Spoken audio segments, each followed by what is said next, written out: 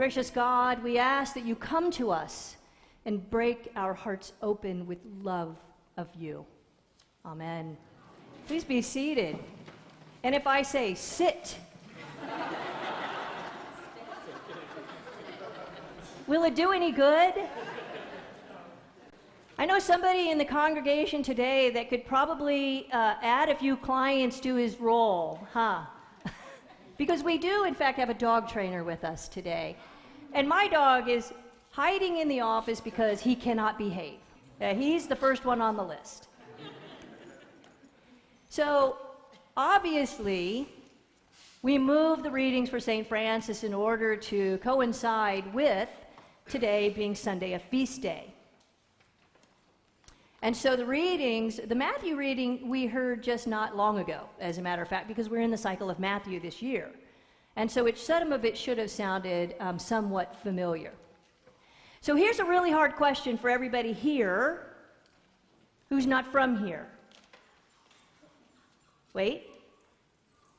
What patron saint is San Francisco named after? I know it's a tough one. And so why? Oh, that's a harder one, isn't it? So I did some research about this. And do you realize the only reason San Francisco is San Francisco, and therefore the patron saint of St. Francis, is because the Spanish laid claim to it first. Simple as that.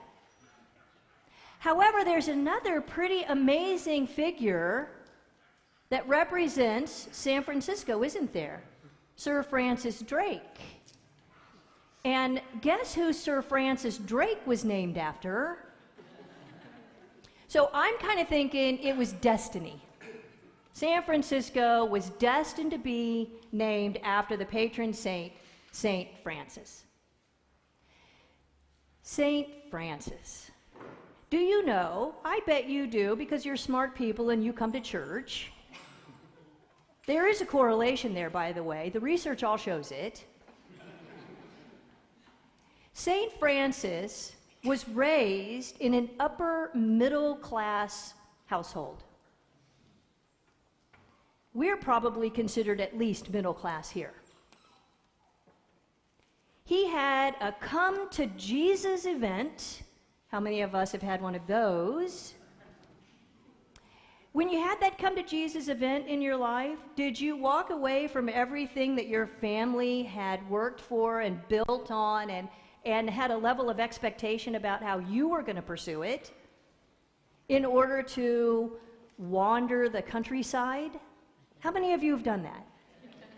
Perfect, Ned.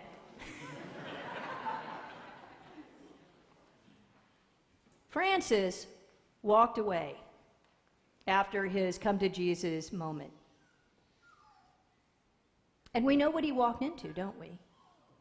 The thing that you have to remember about Francis and the time frame that he lived is it was a brutal, brutish time frame. We were barely treating each other with any civility or dignity or respect, much less these blessed little creatures.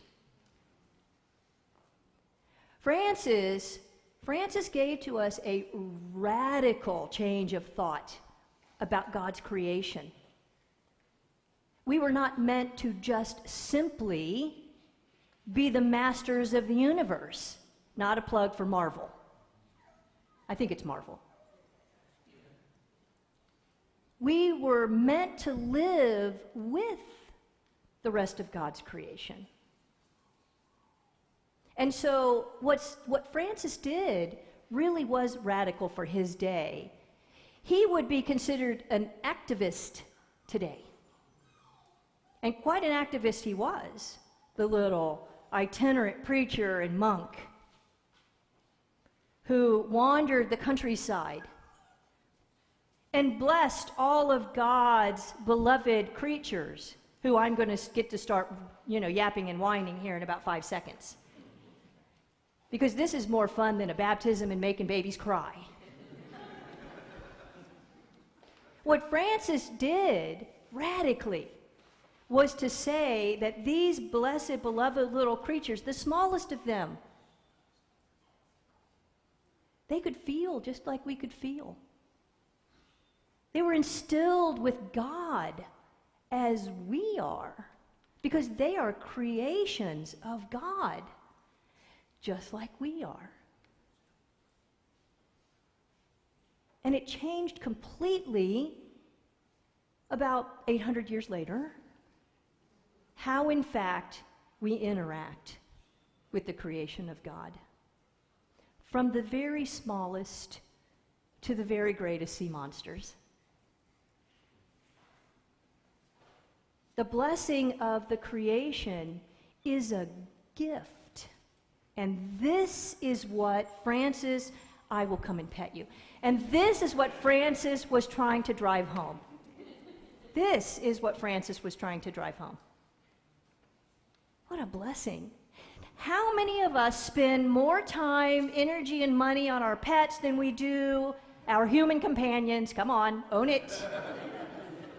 And how many of you don't have children? Okay. Or are empty nesters. And so they've taken the place of. Francis's radical idea is we should be treating our littlest creatures, whether they're our companions or not, with the same love and respect as we treat one another. Ooh, there's the hook. For are we treating one another with the same love and respect? Boy, that's another sermon. Today, we focus our mind, our efforts, our energy on acknowledging the blessing of this beautiful creation that we have. How many of you here think that what we live in is not beautiful? Go ahead, raise your hands. How many of you here have at some point over your lifetime enjoyed the open spaces that the Bay Area provides for us? And how many of us here think that without modern day activists, we'd have those open spaces? No. Francis was radical for his day. Is he radical for today? He might be. He might be. Because the least among us have no voice. We are their voice. The creation that we enjoy has no voice. We are the voice. And this is the day the Lord has made.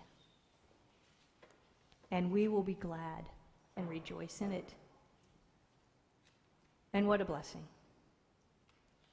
So my challenge to each of us during this week is, as you walk through every day,